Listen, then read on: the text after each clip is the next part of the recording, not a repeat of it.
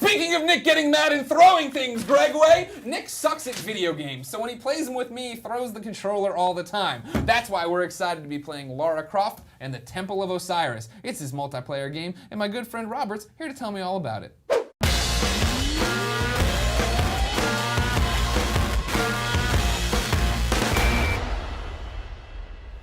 As I live and breathe, Robert Shivak, how are you doing? Doing great. Thank you for coming. Here, Lara Croft, the Temple of Osiris.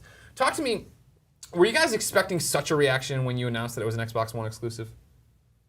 Well, Temple of Osiris is actually coming out on PC, Xbox One, and PlayStation 4. I was making a Rise of Tomb Raider joke. Yes. Thanks for rolling with it. Jeez, Louise. No, super excited for this one. Obviously, it's the follow-up to Lara Croft, The Guardian of Light. Right. Which caught everybody off. That was a game that caught everybody off guard, I felt like. Definitely. I mean, it came out back in 2010. Yeah. And it kind of came out of left field. There weren't a lot of fans that knew what to expect with that game. Sure. But after 4 years, you look at the fans, you look at the forums and everything, and everybody started asking, when's the next Lara Croft game coming out? And then with the Tomb Raider reboot the other year, those comments even got louder. Everybody was wanting to bring back that classic Croft, so we were happy to oblige. Yeah, I mean, that's the thing, right? Like, the reboot, sure. She looks great. She's got the hair now in the definitive edition. But she has no short shorts. She doesn't have the short shorts. She doesn't have the guns. She isn't wearing her signature, like the signature tank top. Exactly. I'm glad that Lara lives on. Very much like Superman with his red underwear. Yes. They can try to reboot the universes as much as they want. That's going to be Superman the rest of our life. Yes. All right, cool.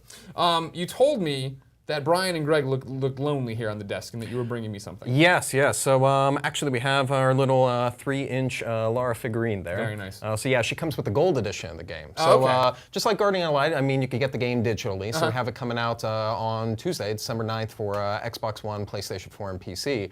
For $19.99, but then we also have the gold edition of the game. It actually has our little Lara in there, and then a map of the entire game world in there, an art book, and season pass, and some pretty cool stuff. So take me back to when you guys first start talking about doing this, in Guardian of Light, and then obviously into Temple. Was everyone on board from the get-go to take Lara Croft, take Tomb Raider, and put it into this brand new direction in a way, right? To take it, as we think of, I mentioned Superman earlier, take it as a license that's bigger than what people know it as. Was everybody gung-ho on that, or was people gun-shy about it? Well, I mean, Lara's been around for, what, 20 years at this point? Yeah. And she still has so many stories to tell, and this was just a great opportunity to take that into a different direction. And it's also the first time and the only place that you could really play a Tomb Raider game with Lara as well as other characters in there in a co-op setting. Sure. And Guardian, one of the things that everybody responded well to was playing the game in co-op, and that's why this time around it was an easy extension to go, all right, 2 players, not enough. Let's go at 4 players this time around, right? And get that adventure going. So, and you decided that the adventure needed to be balls ass crazy and have a bunch of Egyptian gods come back from the dead, and we needed to play as them. Yes. Well, that's the beauty of it too. You got the new Tomb Raider, and it takes a more serious tone. Yeah. And then we have our classic Croft franchise over here, and that one, anything goes. We could be battling 50-foot scarabs, and fighting across ancient Egypt with Egyptian characters, who are from that time. So this is Tomb Raider where everything is about the fun. It's about playing on the couch with your friends and having a good time. Was adding those characters your way of like, all right, we can break down all these walls. We can have crazy characters. We can have crazy environments. We can do things that we couldn't do the first time around? Well, I mean, with the classic Tomb Raider franchise, there was always a little bit more of that supernatural element in it, if dinosaurs. you will. Remember. Yes, exactly. Guardian of Light also had dinosaurs in it as well. But after we were wrapping up Guardian of Light, we were trying to think, well, what would be a perfect setting that we can go back to? The fans were saying, oh, Lara hasn't been back to Egypt in a while. Yeah. And so we started looking at all the different Egyptian myths and everything. It became very clear, like, oh, we have this prophecy of Osiris, this good king whose brother hacked him up into multiple pieces, and it's like, that's a great collection mechanic. Let's hide up his pieces throughout all these tombs, and then the characters just kind of fell into place. Oh, Osiris had a wife and a son. Let's make them the playable characters. They're going to help you on the quest. Sure. So all these sort of elements just started falling into place, and now Lara's actually fulfilling this actual myth that you can look up online and play against these actual Egyptian gods that, again, are just pulled straight from the mythology. I mean, when you guys are setting out to make a game like this, how important is the story, right? Especially when you're talking about co-op. It's 4-player co-op, because you're going to play it at a party. People are going to skip through the cutscenes, not care what Osiris is talking about or anything like that. Yeah. I'm assuming for fans like me who want to get the platinum trophy, get every trophy achievement in the game, that you need to go in there and put in lore and put all these different things. How do you balance the gameplay and then the story? Well, I mean, the beautiful thing about it is it's a game that you could play in anywhere from 1, 2, 3, or 4 players. So you could go through the entire adventure just playing as Lara, where you could absorb the story story and all the elements there. Take your time exploring the world without, anybody who's played a co-op game. It's like story, we're skipping all the cutscenes, rocket launch. Next thing you know, it's chaos, right? So it's actually great that the game kind of accommodates both of those spectrums of it, where you could play with the 4 players. And we spent a lot of time also making sure that, depending on how many people you're playing with, all the elements for the puzzles and everything, the combat, it all scales up. So we're really trying to cater to the entire audience here. People that want to play the single player and just want to experience that story on their own time, versus those guys that want to grab 3 more buddies either online or on the couch and let's go do this. So outside of adding 2 more players, which is cool, what's the coolest thing? What's the coolest new thing for Temple of Osiris? There's a lot of, the fans from the last game, they really enjoyed the puzzles that we worked in there. And the Egyptian backdrop and everything that we have here, it allowed us this, setting so that we could put in all these, classic ancient Egyptian sort of puzzles. So like turning around mirrors and stuff and reflecting light beams off of it. The world also this time around is completely seamless. Guardian of Light was one of those classic mission select sort of games where it's a linear experience. This time you actually explore an overworld, all the tombs are connected to it, there's no load times between it all. So there's a lot more replayability this time around. We also expanded on the inventory system, so you've got somewhere between like 200 something different types of rings and amulets, all in a tiered, common to legendary system there. So there's a lot more replayability in the mix. And then the other cool thing is we actually have different weather states in the game. So I guess I am kind of spoiling everything, but don't tell us. I don't want to know if there's snow. I don't want to know if it's fog. Maybe some rain. 2 out of 3. Okay. Woo. Damn. Now you have something to add to the next sequel. There you go. There will be fog in that one.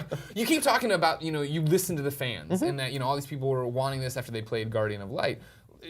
Did you, I guess Crystal Dynamics, did they expect this? Did you think that this was something you're making that is going to be something you can make over and over again, or was that just something to make at that time and see what happens? Not initially. It was pretty experimental with that first game. It came out, the reviews for it were good, fans were playing it and everything, but we didn't really know if this was going to be that title franchise that would be spinning off there.